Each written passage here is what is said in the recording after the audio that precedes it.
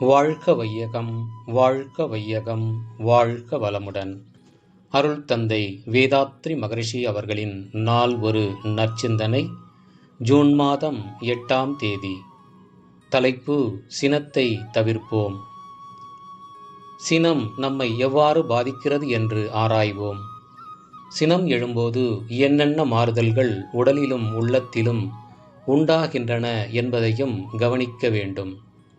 சினத்தால் உடலிலே உள்ள உயிர் சக்தி விரைவு கொள்கிறது. குருதி அழுத்தம் ஏற்பட்டு இரத்த வேகம் அதிகரிக்கிறது. கண்கள் சிவக்கின்றன. நரம்புகளில் படபடப்பு ஏற்பட்டு அவை பலவீனமடைகின்றன. இவ்வாறு பலவிதமான குறிகளை பார்க்கின்றோம். இதன் விளைவாக உடலிலே பல தொடர் நோய்கள் உண்டாகின்றன. கண் நோய், நாக்குப்புண், வயிற்றுப்புண், மூலம், மலச்சிக்கல் போன்ற பலவாறான நோய்கள் உருவாக சினம் ஏதுவாகின்றது.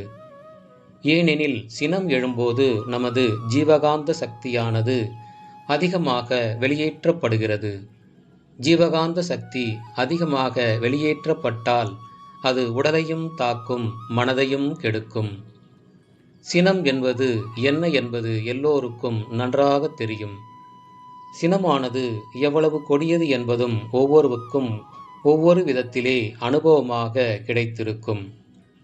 சினம் எழுந்தால் அது பிறர் உள்ளத்தையும் புண்படுத்துகிறது.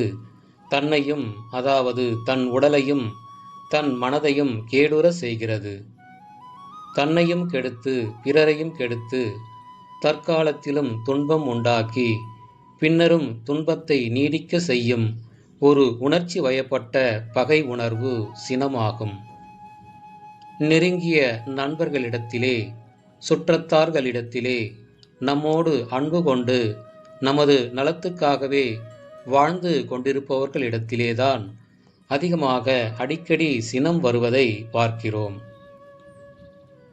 தீமை செய்தார்க்கும் நல்லது செய்ய வேண்டும் என்ற பண்பாடு உடைய இந்த மனித சமுதாயத்தின் உயர்விலே நல்லது செய்பவர்களுக்கும் தீமை அளிக்கும் ஒரு எண்ண வேகம், உணர்ச்சி வேகம் சினம் என்றால் கட்டாயம் அதை தவிர்க்கத்தான் வேண்டும்.